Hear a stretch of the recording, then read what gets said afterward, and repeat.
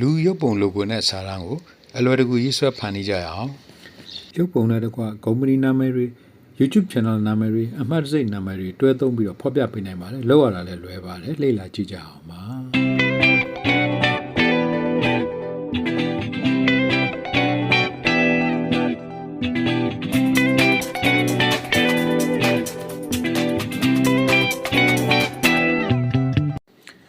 ဖုန်းထဲမှာ PicsArt App တော့ရှိဖို့လိုပါလိမ့်မယ် iOS ဖုန်းတွေအတွက်တော့ Apple Play Store နဲ့ Android ဖုန်းတွေအတွက် Google Play Store ထဲမှာ download ရပါတယ်အဲ့တော့ PicsArt ထဲဝင်လိုက်ကြရအောင်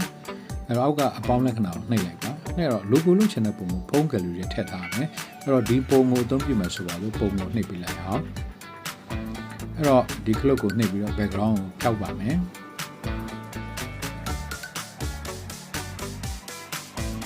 ဟုတ်လားပြီးအမှန်ချစ်ကိုချစ်ပေးလိုက်ပါဒါဆိုရင် background ဖြောက်ပြီးသားပုံရပါပြီဖုန်းထဲမှာ save ထားပါလိမ့်မယ်အဲ့တော့ဒီများနေရာနေပြီးပုံကိုဖုန်းထဲသိမ်းထားပေးပါလိမ့်မယ်အဲ့တော့အောက်ကမလိုတဲ့အောင် close လုပ်လိုက်ပါ back ပြန်ထွက်ပါမယ်ပေါ်လာတဲ့စာရမှာ don't save ကိုနှိပ်ပြီးလိုက်ပါ PicsArt ရဲ့မူလစာမျက်နှာကိုရောက်လို့ရှိရင် create new တဲ့ကိုထောက်ပြီးဝင်လိုက်ပါစာမျက်နှာအသစ်ပွင့်လာပြီဆိုလို့ရှိရင်အောက်ကကာလာအကွက်အဝိုင်းကိုနှိပ်ပလိုက်ပါအဲ့တော့လိုချင်တဲ့အရာကိုဆက်ဝိုင်းကနေရွေးယူနိုင်တယ်လို့အောက်ကလေးတောင်အကွက်တွေထဲကနေလည်းပဲအစင်းသစ်ပေးထားတဲ့ကာလာအရာတွေကိုရွေးချယ်ပေးနိုင်ပါသေးတယ်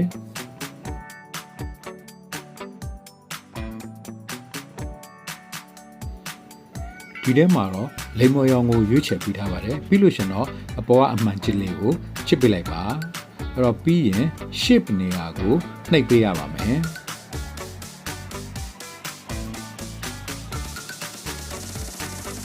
ပုံစံမျိုးမျိုးတွေထဲက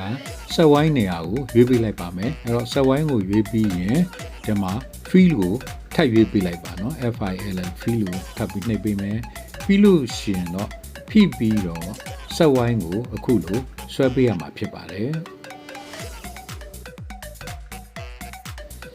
အလောတော်အနေထားလေးရောက်အောင်ဆွဲလိုက်ပါမယ်အဲ့တော့အဲ့လိုဆွဲပြီးပြီဆိုရင်အပေါ်ညာတော့မှာရှိတဲ့မြားကိုနှိပ်ပေးလိုက်ပါ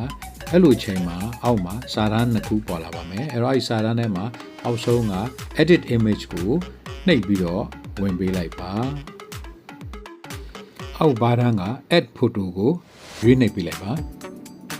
အဲ့တော့ဆောနာက background ဖြတ်ထားတဲ့ပုံကိုရွေးထောက်လိုက်ပါမယ်ပြီးရင် add ရွေးထားတဲ့ပုံကိုထပ်ပြီး add နှိပ်လိုက်ပါမယ်ဆက်ဝိုင်းထဲကိုဓာတ်ပုံရောက်လာပြီဆိုရင်လက်ညှိုးနဲ့လက်မလေးနဲ့အသားလေးဆွဲပြီးတော့အလောတော်အနေထားပေါ့နော်ကြည့်ကောင်းမဲ့အနေထားရအောင်ချိန်ညှိယူပါအပေါ်ဘက်ကခက်ပြက်ပုံကိုနှိပ်ပြပါတခါထပ်ပြီးတော့အောက်ကပေါ်လာတဲ့ခက်ပြက်ပုံကိုထပ်နှိပ်ပေးလိုက်ပါပြီးလို့ရှိရင်ခက်ပြက် site အကြီးအသေးကိုချိန်ပေးပါအဲ့တော့အဝိုင်းပုံရဲ့အပြင်ဘက်ပိုထွက်နေတဲ့နေရာဘေးမှာမလိုတဲ့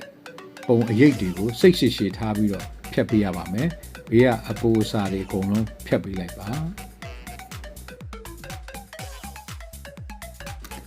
ဖြတ်ပြီးတော့ရင်အပေါ်ကအမှန်ချစ်ကိုနှိပ်ပေးလိုက်ပါနောက်တစ်ချက်အမှန်ချစ်ကိုထပ်ပြီးနှိပ်ပေးလိုက်ပါ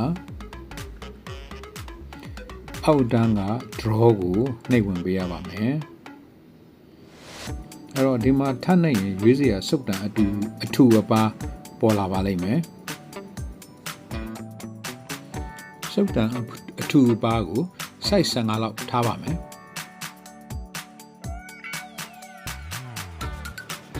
ပြီးရင်အောက်က shape ထဲကိုဝင်ပါမယ်အဲ့တော့အဝိုင်းပုံကိုရွေးချယ်မယ်အဲ့တော့ thickness ဒီစုပ်တန်အထူပါကိုလည်းပဲ14လောက်ထားပြီးတော့အပေါ်ကအမှန်ချစ်ကိုနှိပ်ပြီးတော့ထွက်လိုက်ပါမယ်ပြီးရင်အနက်အောင်ဆက်ဝိုင်းကိုဖိဆွဲလိုက်ပါမယ်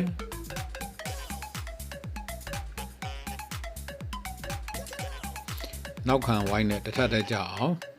ညှိယူပါမယ်ဆွဲပါမယ်အနက်အောင်ဆက်ဝိုင်းကို၄ဘက်၄တန်တစ်ထပ်တည်းကြအောင်ညှိပါမယ်အဲ့တော့ဒီမှာ corner မှာ point လေးတွေရှိပါတယ်အဲ့ဒီ point လေးတွေကိုအပေါ်အောက် ဆွဲပြီးတော့ညှိလို့ရပါတယ်ပြီးရင်ခက်ပြက်ကိုနှိပ်လိုက်ပါဒီထိတ်ကိုထပ်နှိပ်ပြီးတော့ခက်ပြက်အထူပါကိုရွေးရပါမယ်အဲ့တော့ size ကို16လောက်ထားလိုက်ပါမယ်အဲ့တော့ပြီးရင်မျက်နှာမှာဖြတ်သွားတဲ့အနက်ရောင်ဆက်ဝိုင်း line တွေကိုဖိပြီးတော့ဖြည်းဖြည်းချင်းဖြတ်ယူရပါမယ်ဖြတ်ပြီးရင်အပေါ်ကအမှန်ချစ်ကိုနှိပ်ပြလိုက်ပါဓာတ်ပုံလိုကိုတော့ဆွဲပြီးပါပြီအဲ့တော့စာရိုက်ဖို့အောက်မှာ text ကိုနှိပ်ပြလိုက်ပါအဲ့တော့ logo မှာထိုးဖို့ YouTube channel နာမည်ရိုက်ပါမယ်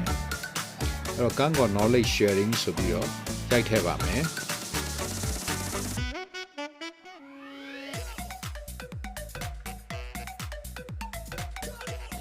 ဖုန်းကိုနှိပ်ပြီးတင့်တော်ရဖုန်းကိုလည်းရွေးကြည့်နိုင်ပါတယ်နောက်တစ်ခါဘေးမှာ color ကိုနှိပ်ပြီးအရောင်ကိုလည်းမျိုးမျိုးပြောင်းလဲနိုင်ပါတယ်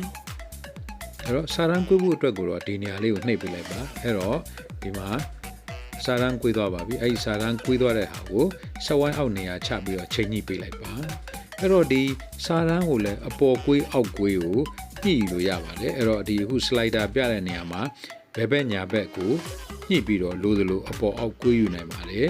အဲ့တော့ဒီကွေးလာတဲ့စာရန်ကိုသူ့ရဲ့ point အမှတ်တွေကနေပြီးတော့လိုသလိုအပေါ်အောက်ဘယ်ညာညှိပြီးတော့ရင်စဝိုင်းအောက်မှာနေသားတကျဖြစ်အောင်ကြည့်လို့ကောင်းအောင်စနစ်တကျနေရာချပေးဖို့လိုပါတယ်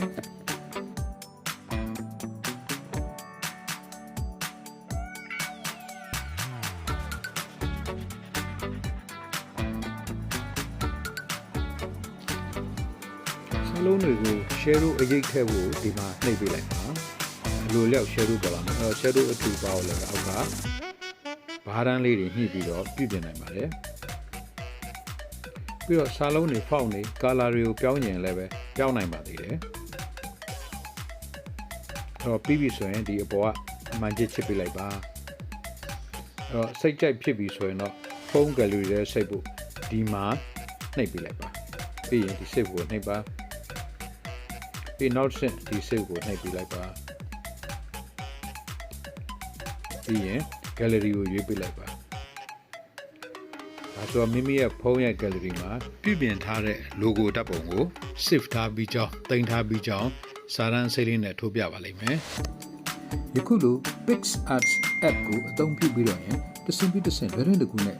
လူပုံရဲ့ logo လှလှပြီးစိတ်ကြိုက်ရေးဆွဲနိုင်ပြီးတော့လိုအပ်တဲ့အမှတ်အသားစာရန်များရေးဆွဲနိုင်ပါကြောင်းကိုလေ့လာသူဝါသနာရှင်များအတွက်တက်ဆက်ပေးလိုက်ရပါတယ်